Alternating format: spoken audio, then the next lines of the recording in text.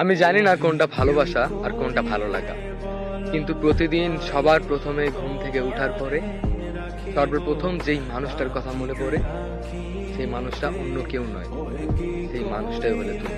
ভালো লাগে সারাদিন কাজের ফাঁকে তোমার থেকে খোঁজ নিতে, যে তুমি কি করছো, খেয়েছো কি খাওনি।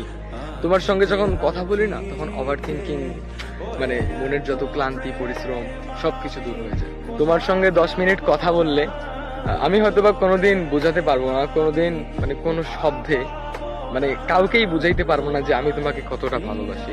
তবে আমি এই কথাটা বলতে পারবো, তোমাকে আমি পৃথিবীর সব থেকে বেশি ভালোবাসি।